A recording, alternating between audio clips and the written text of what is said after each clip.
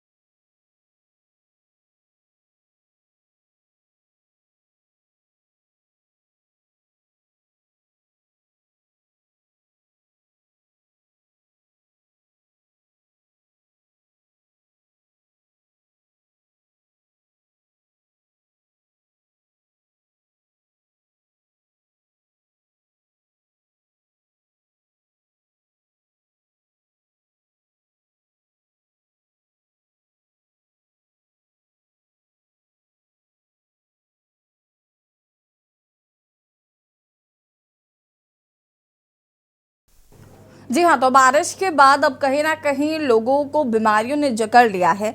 अगर हम बात करें तो लोगों को वायरल फीवर बहुत तेज़ी से हो रहा है, आई फ्लू बहुत तेज़ी से फैल रहा है।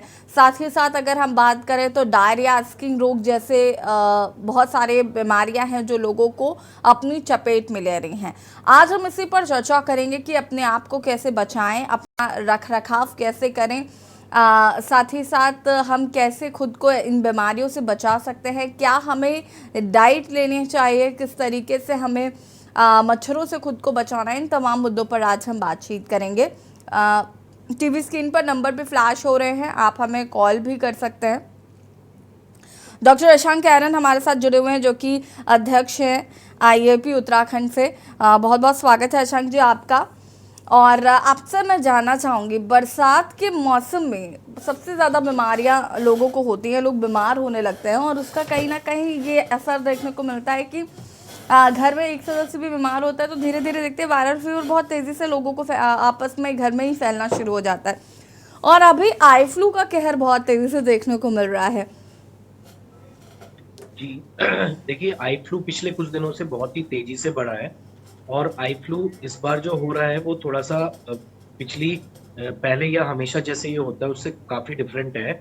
आई फ्लू इस बार जो हो रहा है, एक तो वो बहुत ज्यादा सीवियर हो रहा है, जिसको ब्लडी कंजक्टिवाइटिस कहते हैं। आंख में ऐसा लगता है कि बिल्कुल खून उतर रहा है। और दूसरा वो जैसे जनरली एक दो दिन में ठीक हो जाता है, लेकिन अब ये देख रहे हैं कि कई बार कई दिन भी लग रहे हैं इसको ठीक होने में। तो आई फ्लू से बचाव के लिए सबसे अच्छी चीज ये है, कई बार लोगों में भ्रांतियां होती हैं कि किसी को आंख आई हुई है तो उसकी आंख में देखने से आई फ्लू फैल जाएगा। तो आई फ्लू जो फैलता है उसके फैलने का कारण आंख की तरफ देखना नहीं, बल्कि जैसे आंख जिसकी आंख में वो फ्लू हो रहा है वो उसकी बॉडी को टच करना, यानी कि उसके जो आंख के सिक्रीशंस है वो कहीं भी लगे हुए हैं उनको टच करके हमारी आंखों तक पहुंच जाए। तो बेसिकली इसका जो बचाव का जो रास्ता है वो यही है कि हम सैनिटाइजर का प्रयोग करें। चश्मे का प्रयोग जनरली इसलिए किया जाता है कि जो व्यक्ति आई फ्लू से संक्रमित है वो अगर अपनी आंख को हाथ लगाने की कोशिश करेगा तो चश्मा बीच में आ जाएगा और वो अपने कहीं ना कहीं सिक्रीशंस हाथ तक नहीं ले पाएगा और फिर वो हाथ किसी दूसरे या किसी ऑब्जेक्ट पे नहीं लगा पाएगा और औरों को फैलने से बचाव। ठीक है अशंक जी, वापस आते हैं। Doctor Rajiv Kakkar ji chest specialist हैं, वो भी हमारे साथ जुड़ चुके हैं। राजीव जी आपका भी बहुत बहुत स्वागत है। आपके पास आएंगे, लेकिन उससे पहले हमारे साथ कुछ दर्शक जुड़ चुके हैं। राज श्रीवास्तव देहरादून से हमारे साथ जुड़े हुए हैं। राज बहुत बहुत स्वागत है और अपनी बात रख सकते हैं आप। हेलो जी सर, ये मेरे फेस पे आज से 10 से 12-15 दिन हो गए। मेरे फेस पे लेफ्ट और राइट साइड में बड़े बड़े दाने निकले हुए हैं, रेड रेड, और वो ठीक नहीं हो रहा काफी दिनों से। ठीक है, बहुत बहुत शुक्रिया कॉल करने के लिए। आशंक जी कुछ कहना चाहते हैं इस पर? क्वेश्चन रिपीट कर पाएंगे? आशंक जी उन्होंने कहा है कि उनके फेस पे राइट और लेफ्ट साइड पे बड़े बड़े दाने निकल रहे हैं। अच्छा, देखिए, सिर्फ फेस पे दाने निकल रहे हैं और राइट और लेफ्ट साइड पे निकल रहे हैं तो ये कोई ऐसी फैलने वाली बीमारी का संकेत तो है नहीं। तो ये कुछ दाने स्किन की प्रॉब्लम जैसे कि पस भरे दाने हो सकते हैं। तो इनके ट्रीटमेंट के लिए वो इसको तो उनको अगर ऐसा लगता है कि ये ठीक नहीं हो रहे हैं तो स्किन स्पेशलिस्ट को दिखाना पड़ेगा, क्योंकि उनमें पस हो सकती है या स्किन से संबंधित। ये कोई फैलने वाली बीमारी नहीं है जो उनको किसी और से लगी हो या कोई वायरल हो। हमारे साथ एक और दर्शक है सिंपल द्विवेदी जी। सिंपल जी बहुत बहुत स्वागत है और अपनी बात रख सकते हैं आप। सर ऐसा है कि मेरा एक 12 साल का बेटा है, उसको आई फ्लू हुआ है अभी 2 दिन पहले। तो बता दीजिए कि मतलब क्या क्या प्रिकॉशंस लेने पड़े, क्योंकि अभी एग्जाम भी चल रहे हैं। अशंक जी हाँ देखिए मैम, इसमें क्या है, मैंने अभी बताया था कि जो आपकी बेटी है वो और किसी को घर में ये आई फ्लू ना फैला पाए, उसके लिए हमें क्या करना है कि घर में आपको सब लोगों को सैनिटाइजर का प्रयोग करना है। और जो बेटी है उसको आप चश्मे का प्रयोग करने को कहें, बार बार आंखों को हाथ न लगाए, जिससे उसका चश्मा उसको बचाएगा हाथ आंख में हाथ लगाने से। और जो भी बाकी लोग उसके संपर्क में आ रहे हैं वो जब भी उसके पास रहते हैं तो बार बार अपने हाथ सैनिटाइजर से साफ करें। यही इसका सबसे बड़ा बचाव का वो हो सकता है। और कुछ समय के लिए अगर बच्ची थोड़ी आइसोलेट रह सकती है जब तक उसको आंख आ रही है अलग रूम में, तो ज्यादा अच्छा रहे। एग्जाम आ चुके हैं तो एग्जाम को लेकर भी वो कह रहे हैं कि एग्जाम्स हैं जो कि बहुत इम्पोर्टेंट है। हम देखिए, इसमें एग्जाम तो वो दे पाएंगे, लेकिन थोड़ा उनको अपना दर्द और इस चीज की जलन को कम करने के लिए आंख में इसके लिए कुछ एंटीबायोटिक ड्रॉप्स आती हैं जो आई स्पेशलिस्ट प्रिस्क्राइब करते हैं। तो वो एंटीबायोटिक ड्रॉप्स का सेवन करना होगा 1-1 घंटे में। और उनको एंटी एलर्जिक लेनी होगी, जैसे कि एक सेट्राजिन एंटी एलर्जिक आती है वो भी ले सकते हैं। और बुखार और दर्द की गोली आती है जैसे आइब्यूपेरा, वो दिन में 2 बार ले सकते हैं। और ये जो ड्रॉप्स हैं एंटीबायोटिक आई ड्रॉप्स, इनको 1-1 घंटे में 2-2 बूंदे वो डालते रहे, तो 2-3 दिन में ये ठीक होने की उस पे आ जाता है। और दर्द की और एंटी एलर्जिक लेने से थोड़ा सा ये परेशानी कम हो जाती है। ठीक है, बहुत बहुत शुक्रिया सिंपल जी कॉल करने के लिए। राजीव कक्कर जी का रुख करते हैं। राजीव जी, बहुत सारे इस समय बीमारियां बरसात के टाइम पे देखने को मिल रही हैं, लोगों को बहुत सारी बीमारियों से जूझना पड़ रहा है, चाहे वो आई फ्लू हो, वायरल फीवर हो, स्टमक इन्फेक्शन हो। मैंने भी देखा कि स्टमक इन्फेक्शन के बड़े सारे केसेस इस बीच देखने को मिल रहे हैं, चेस्ट इन्फेक्शन के बड़े सारे केसेस आ रहे हैं। बिल्कुल सही कहा आपने। इस समय जो मौसम बदलता है, बरसात के समय कुछ चीजें बहुत ज्यादा हो जाती हैं। एक तो इन्फेक्शन रेट बहुत बढ़ जाता है, वायरल इन्फेक्शन बहुत बढ़ जाते हैं, उसके अलावा बैक्टीरियल इन्फेक्शन बढ़ जाते हैं, पेट से रिलेटेड प्रॉब्लम होती है, और उसके अलावा ये हम लोग नहीं भूल सकते हैं कि इस सीजन में एलर्जीज भी बहुत बढ़ जाती हैं। जैसा कि डॉक्टर साहब ने बताया कि आइस के इन्फेक्शन हो जाता है, आइस बहुत कॉमन है।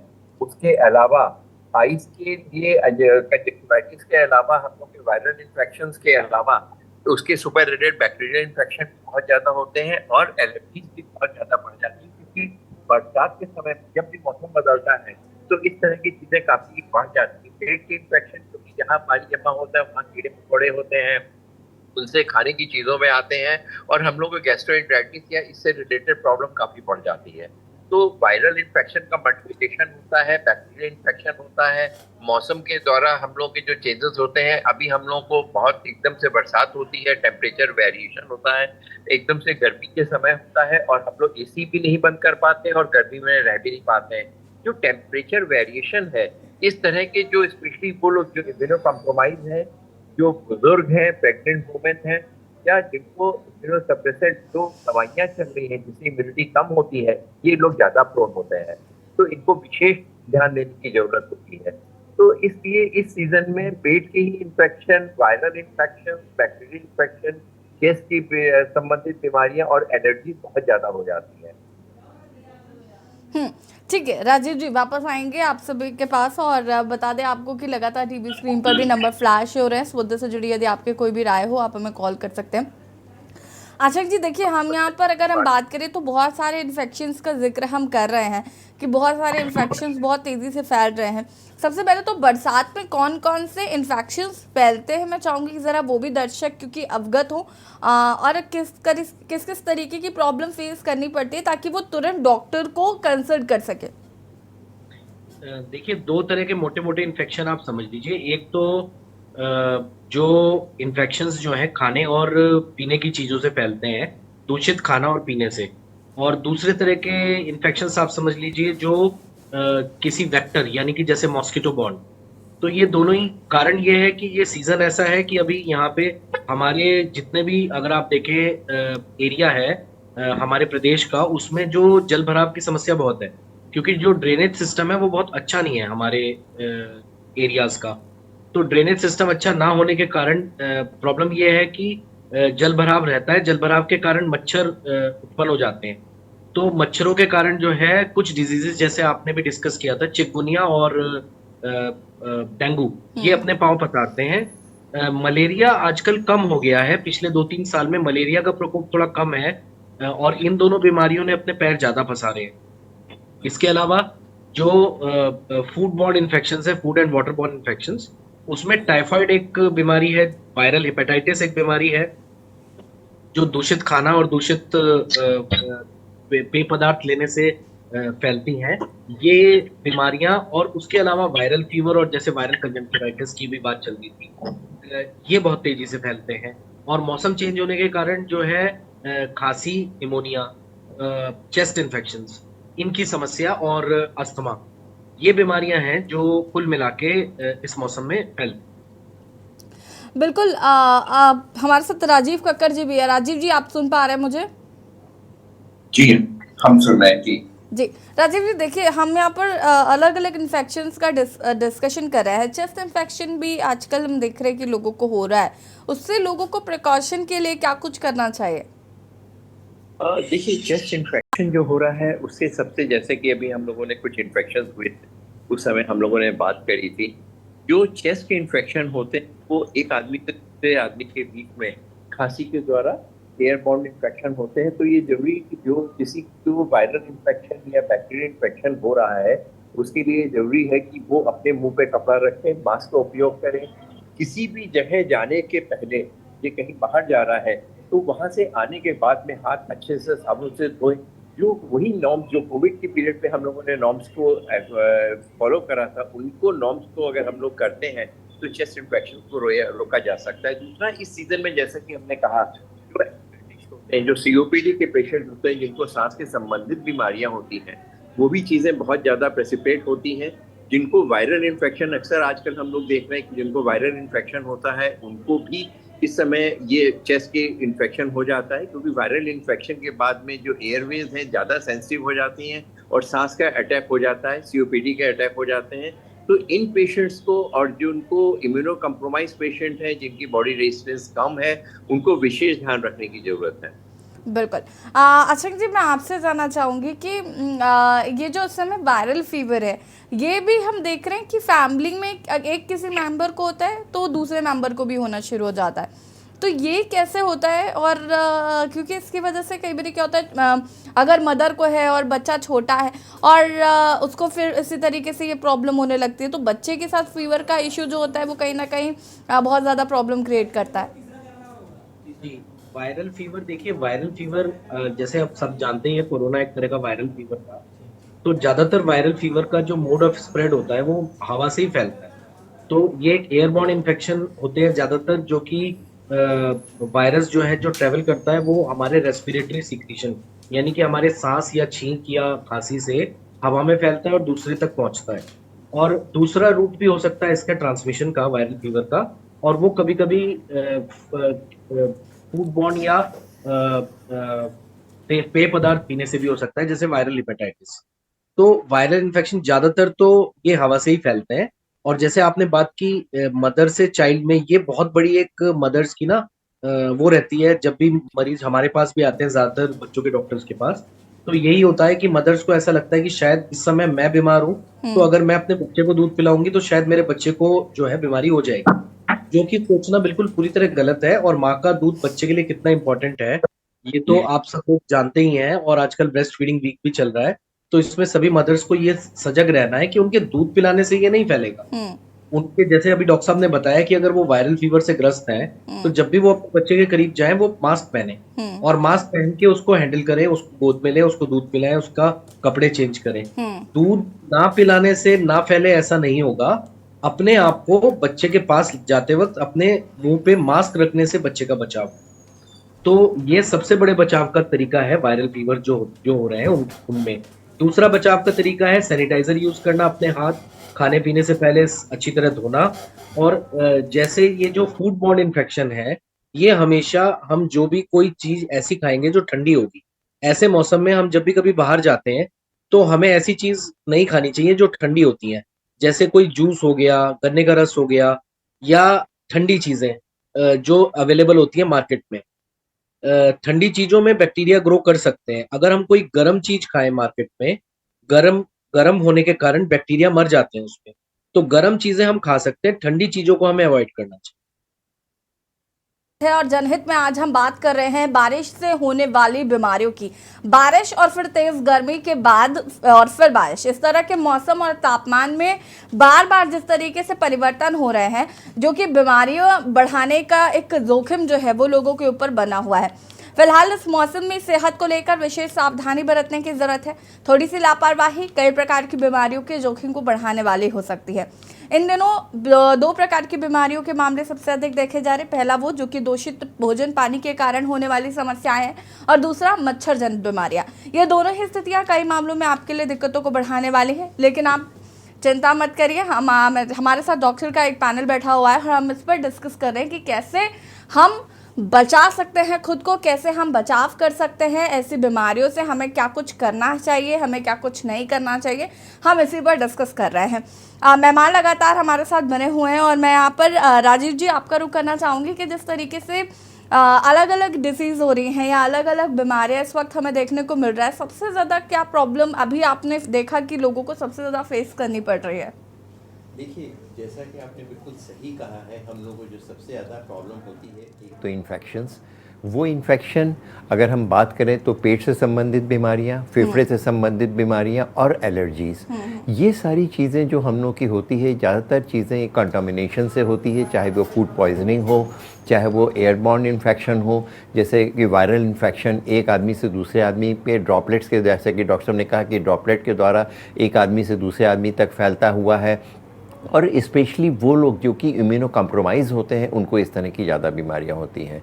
अगर कोई भी इन्फेक्शन होता है वो दो चीज़ों के ऊपर डिपेंड करता है, जो वेरुलेंट जो ऑर्गेनिज्म, चाहे वो वायरस हो, चाहे बैक्टीरिया हो या कोई और चीज़ हो, उसकी कितनी मात्रा है, कितना वो वेरुलेंट है, कितना आपको इन्फेक्ट कर सकता है, और जिस आदमी को इन्फेक्शन हो रहा है उसकी बॉडी का रेजिस्टेंस यानी उसकी प्रतिरोधक क्षमता कितनी है।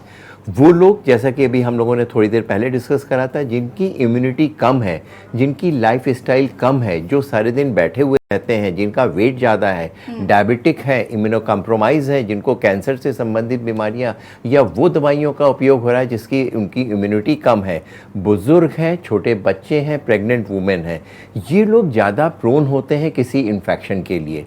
लेकिन अगर कोई स्वस्थ पुरुष है और उसकी नींद पूरी नहीं हो रही है, वो ज़्यादातर ऐसी जगह पे काम कर रहा है जहाँ पे वो लगातार किसी चीज़ से एक्सपोज हो रहा है, उनको भी इस तरह की बीमारियाँ होती हैं। और विशेषकर जो एज़मेटिक हैं, जो COPD के पेशेंट हैं, जिनकी लोकल इम्यूनिटी यानी कि सांस के द्वारा इनको इन्फेक्शन होने के ज़्यादा चांसेस होते हैं, इनको भी इस तरह की प्रॉब्लम होती है।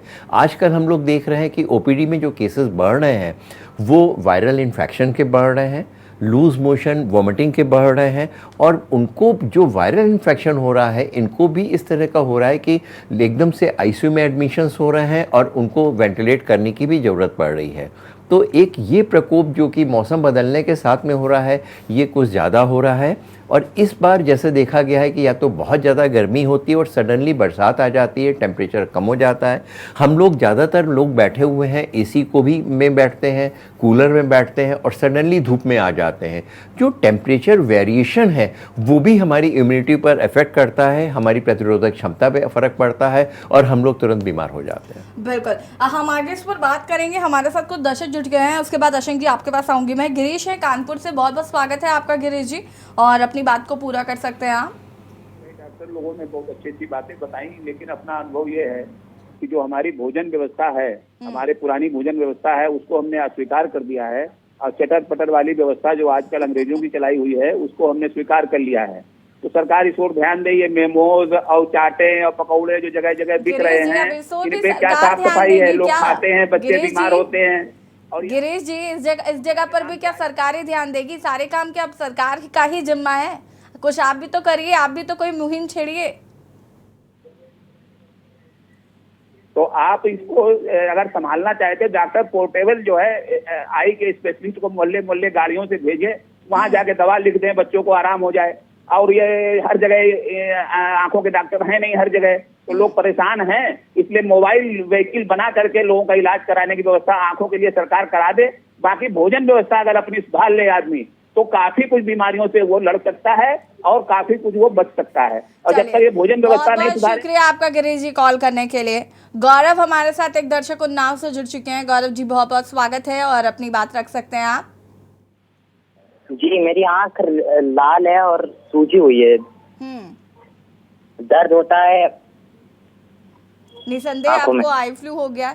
हम डॉक्टर से जरा इस पर बात करते हैं। आशंक जी क्या कुछ कहना चाहते हैं? देखिए, आई फ्लू के लक्षण सबसे पहले तो मैं चाहूंगी कि जरा दर्शकों को बताएं कि आई फ्लू है या कुछ, कई बार क्या होता है कि ऐसे ही आंख लाल हो जाती है या आप ज्यादा पानी में होते हैं तो उसकी वजह से भी आंख लाल हो जाती है। तो आई फ्लू का जो बेसिक अगर हम बात करें तो क्या उसके लक्षण है? अनम्यूट कीजिएगा। हाँ, ठीक है, क्या हो रहा है जी, कंटिन्यू करिए। हाँ जी, इस समय क्या हो रहा है कि हल्का सा भी आंख लाल हो जाए किसी कारण, किसी को जुकाम हो जाए तो आंख से पानी आने लगे, तो लोग उसको आई फ्लू समझ बैठते हैं कई बार, जो गलत है। और छोटे बच्चे जो न्यूबॉर्न बेबीज होते हैं उनमें तो ये बहुत कॉमन है कि आंख से पानी आना और आंख में थोड़ा सा कचरा जमा होना, तो उसको एकदम आई फ्लू समझ लेते हैं उनके पेरेंट्स। तो ये चीज, इसके लक्षण ये है कि अगर आपको आई फ्लू है, सबसे पहला उसका बेसिक जो नेसेसरी चीज चाहिए जिसके ऊपर आप कह सकते हैं कि हाँ ये आई फ्लू ही हो सकता है, जो आंख का जो सफेद हिस्सा होता है जिसको कंजंक्टिवा बोलते हैं। हमारी आंख के अंदर दो हिस्से होते हैं, काला हिस्सा जिसको कॉर्निया बोलते हैं, एक सफेद हिस्सा जिसको कंजंक्टिवा। जो सफेद हिस्सा है वो लाल दिखने लगता है। अगर वो सफेद हिस्सा में लाल दिखने लगे, सबसे पहला रिक्वायरमेंट ये है। उसके साथ आंख से पानी आ सकता है, उसके साथ आंख में थोड़ा कचरा आ सकता है, आंख में ये सब चीजें साथ में हो सकती हैं। लेकिन जब तक वो हिस्सा लाल है ही नहीं, तो उसको आप कंजंक्टिवाइटिस या आई फ्लू नहीं कह सकते। दूसरी चीज, जनरली इसके साथ जो है आंख में पेन होता है, जनरली आंख में जो है जलन होती है और पेन होता है। तो ये उसके लक्षण है। आप कुछ किसी भी चीज पे देर तक कंसंट्रेट करने में मुश्किल होती है, पानी आने लगता है। आप अपना रूटीन काम करने के लिए अगर कुछ देर देखते रहे किसी चीज को, या कुछ काम करने के लिए जो है आंखों का पर जोर डालें, तो एकदम आंख में दर्द होने लगता है, तो रूटीन काम करने में थोड़ा मुश्किल हो जाता है। ये इसके लक्षण है। तो बचाव तो हम डिस्कस कर चुके थे। इसका इलाज जो है वो यही है कि देखिए, सबसे अच्छा तो ये है कि अगर आपके एरिया में आई स्पेशलिस्ट है तो आप उनसे जरूर मिलें और उनसे ट्रीटमेंट प्रिस्क्राइब करें। जो आजकल आई फ्लू हो रहा है वो थोड़ा सा खराब वाला भी हो रहा है, जैसा मैंने कहा, ब्लडी कंजंक्टिवाइटिस जिसको बोल रहे हैं, जो कई दिनों तक चल रहा है और नॉर्मल ट्रीटमेंट से रिस्पॉन्ड नहीं कर रहा। तो इसलिए आई स्पेशलिस्ट से ट्रीटमेंट लेना बेटर है। लेकिन अगर आपके एरिया में या आप किसी रिमोट एरिया में है, आपका एक्सेस नहीं है और आप नहीं दिखा पाएंगे, तो एंटीबायोटिक आई ड्रॉप्स आती हैं, कई सारी वेराइटीज आती हैं, जैसे मॉक्सीफ्लॉक्स आई ड्रॉप भी होती है उसमें। वो आप 2-2 बूंदे अपनी आंख में, दोनों आंख में डाल सकते हैं 1-1 घंटे के अंतर पे, और अपनी आंखों को चश्मे का प्रयोग करें, धूप से बचाएं। जो बुखार की या पेन की जो दवा होती है उसको दिन में 2 बार प्रयोग करें, और एंटी एलर्जिक आती है जैसे सेट्रिजिन, उसको दिन में 1 या 2 बार लें, तो इससे ये ठीक होने की तरफ जाएगा। लेकिन अगर 1-2 दिन में आपको कोई रिस्पॉन्स ना दिखाई दे, तो चाहे आप रिमोट एरिया में रहे या कहीं, आई स्पेशलिस्ट को जरूर। ठीक है, लगातार टीवी स्क्रीन पर भी नंबर फ्लैश हो रहे हैं। इस मुद्दे से जुड़ी यदि आपकी कोई राय या प्रश्न हो तो आप हमें कॉल कर सकते हैं।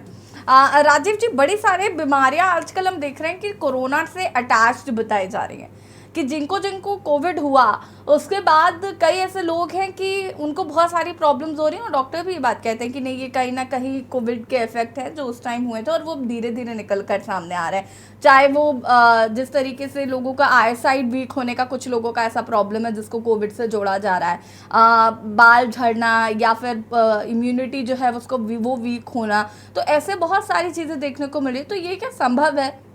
बिल्कुल सही कहा। एक टर्म हम लोग यूज़ करते हैं कोविड के बाद में, जिसको हम लोग लॉन्ग कोविड कहते हैं। लॉन्ग कोविड यानी कि कोविड तो ख़त्म हो गया, वायरल ख़त्म हो गया, लेकिन उसका इफ़ेक्ट हमारे बॉडी के डिफरेंट ऑर्गन्स, डिफरेंट अंगों के ऊपर पड़ता है, स्पेशली उन लोगों के ऊपर जिनका फेफड़ा उस समय 20 या 25% से ज़्यादा इन्वॉल्व है, जिनकी इम्यूनिटी कम है। अगर लंग तो ठीक हो गया, इन्फेक्शन तो ख़त्म हो गया, जैसे कोई भी जगह अगर वो हील करती है तो वहाँ पे फाइब्रोसिस होती है। अगर 25% से ज़्यादा लंग इन्वॉल्व है, 50% है, 75% है, तो इन्फेक्शन ख़त्म होने के बाद में लंग कंप्रोमाइज़ हो जाता है, उसकी इलास्टिसिटी ख़त्म हो जाती है, स्टिफ लंग हो जाता है, और उसको ऑक्सीजन डेफिशिएंसी हो जाती है। ज़रा सी दूर चलने पर उसको परेशानी होने लगती है। जो कोविड ने इफ़ेक्ट करा वो 2-3 तरह से हमारी बॉडी में इफ़ेक्ट करता है। या तो फेफड़े में इन्वॉल्वमेंट करता है, दूसरा ब्लड की कोगुलेबिलिटी बढ़ जाती है, ब्लड क्लॉट डिफरेंट ऑर्गन्स में जा कर के जम जाते हैं। अक्सर हमने देखा हुआ है कि अक्सर अभी भी हम लोगों ने देखा है, जो सेलिब्रिटीज़ हैं वो ठीक तो हो गए हैं, जिम में भी जाने लगे हैं, लेकिन एक्सरसाइज के बाद में सडनली वो कोलैप्स हो गए हैं।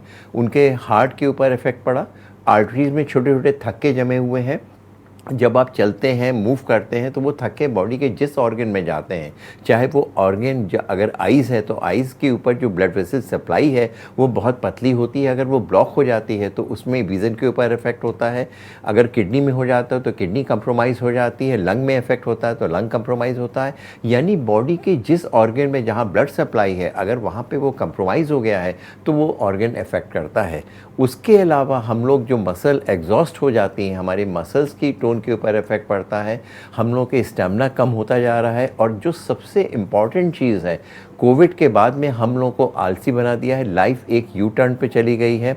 होम पे बैठ करके वर्क फ्रॉम होम शुरू हो गया है। जो बच्चे हैं उनको एक लगातार कंप्यूटर में बैठ कर उनको क्लास में वर्क मिलने लगा है, वो सारे दिन कंप्यूटर में बैठे रहते हैं, लगातार झुके रहते हैं, बच्चों की एक्टिविटी ख़त्म हो गई है। अगर हम ऑफिस जाते थे दिन में उठ करके कहीं थोड़ा बहुत तो चलते तो थे, अब टीवी में बैठे रहते हैं, कंप्यूटर में बैठे रहते हैं, बैठे बैठे खाते रहते हैं, ओबेसिटी बढ़ गई है। तो obesity related, life style related हम लोगों की प्रॉब्लम बढ़ गई है।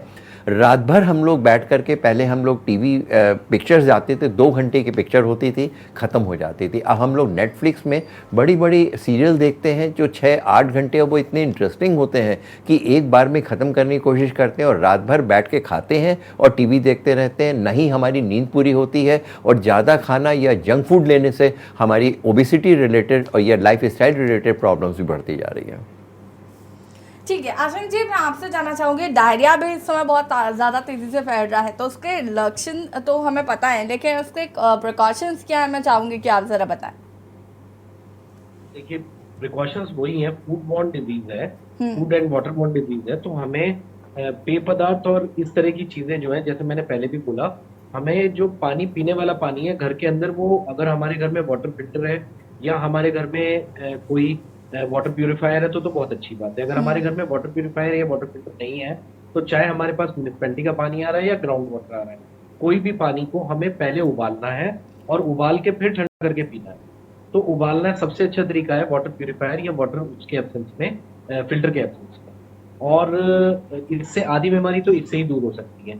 दूसरा, घर की बनी हुई जब हम चीजें का इस्तेमाल करते हैं तो बीमारियां होने की आशंका कम है। हमें हमेशा हाथ धो के, ये जो बात है कि अपने हाथ धो के ही हमें खाना खाना है हमेशा, और हर बार हमें हाथ धोने हैं। तीसरी चीज है कि अगर हम घर से बाहर कुछ खा रहे हैं तो पानी तो या तो हम अपने घर से लेकर चले, नहीं तो हम बॉटल्ड वाटर या बिल्कुल कहीं से वाटर प्यूरिफायर का ही पानी पिए। और खाने की चीज़ों में हम अवॉइड करें कि अगर अनपैकेज्ड फूड है, जो पैकेज नहीं है, जो फ्रेश बना हुआ बाहर का जो स्ट्रीट फूड हम जिसको बोलते हैं या होटल का फूड, वो हम गर्म चीज़ें ही लें, ठंडी चीज़ें हम ना लें।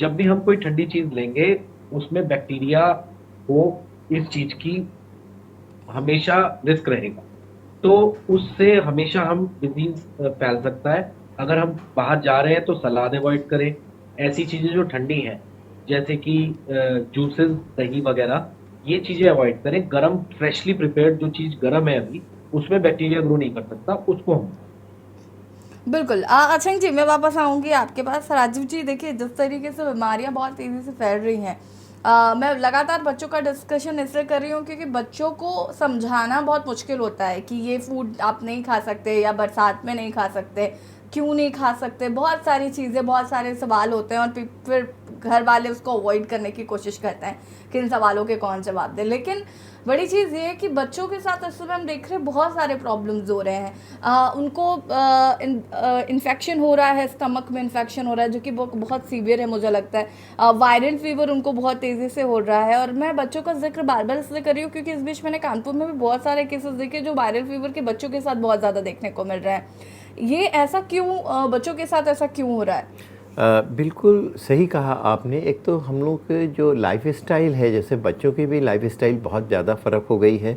जो हम लोग उनको जंक फूड के लिए कहते हैं, जब वो बड़े हो जाते हैं हम लोग कहते हैं हमारा बच्चा तो, अक्सर आपने पेरेंट्स को सुना होगा कि हमारा बच्चा तो हरी साग सब्जी नहीं खाता है, हमेशा वो चिप्स खाता है, पेटीज़ खाता है। तो हमें ये ध्यान रखने की चीज़ है कि उनकी जो टेस्ट की बड को हम लोग जो रिकंडीशन कर चुके होते हैं वो बचपन से ही करते हैं।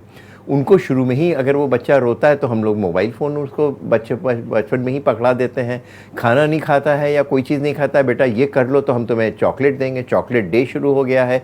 हम लोग ज़्यादातर जंक फूड के ऊपर उसको शुरू में देते हैं। उनकी टेस्ट बड होता है, उनका स्वाद, बच्चा पैदा होते ही उनको हम लोग खुद से उनको जंक फूड की आदत डलवा देते हैं।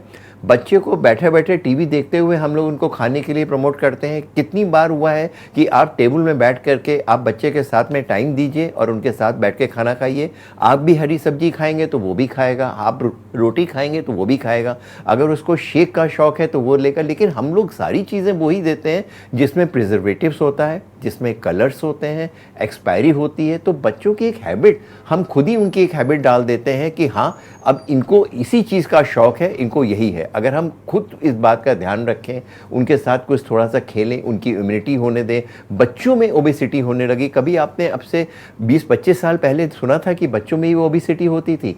एंड पेरेंट्स को ये बात बहुत अच्छी लगती है कि हमारा बच्चा गोल मटोल है यानी हेल्दी है। ये कंसेप्ट जो पेरेंट्स का है, उनको कभी अपना बच्चा मोटा नहीं लगता है। वो जो खाता है वो ज़्यादा खाना उसकी हेल्थ की निशानी मानते हैं। वो अगर जिद करता है तो हम लोग कहते हैं कि बेटा उनको दे दो।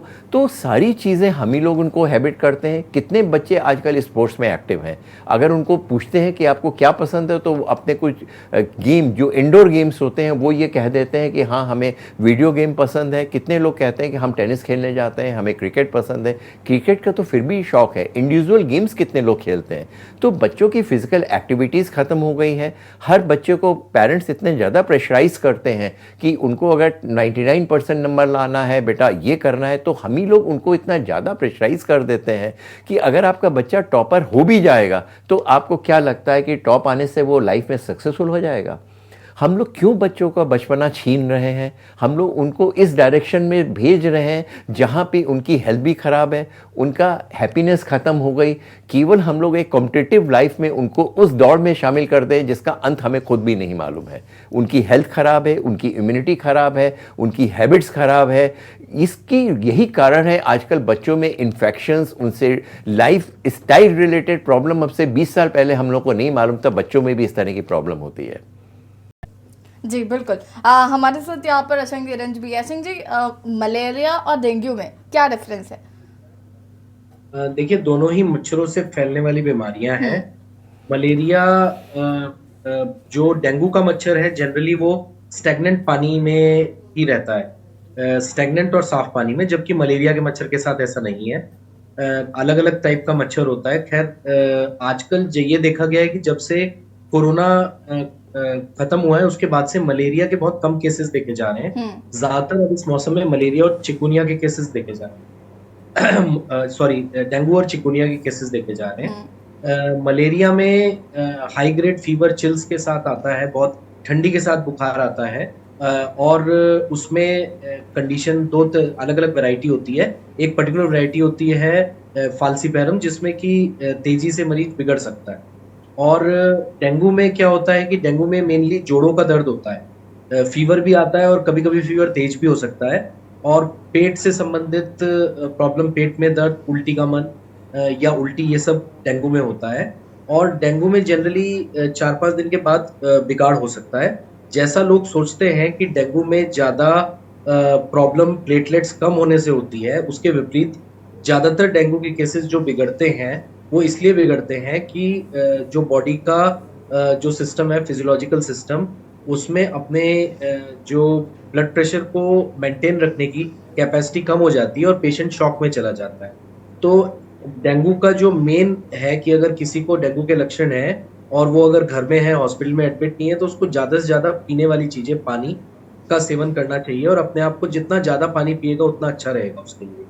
प्लेटलेट का बहुत शोर होता है डेंगू में, और लोगों को ये समझना चाहिए कि अगर उनको डेंगू है तो उन्हें थोड़ा सब्र रखना है। प्लेटलेट्स कभी भी जब भी 50,000 से ज़्यादा हैं तो वो कोई ऐसी मेजर प्रॉब्लम नहीं है किसी के लिए।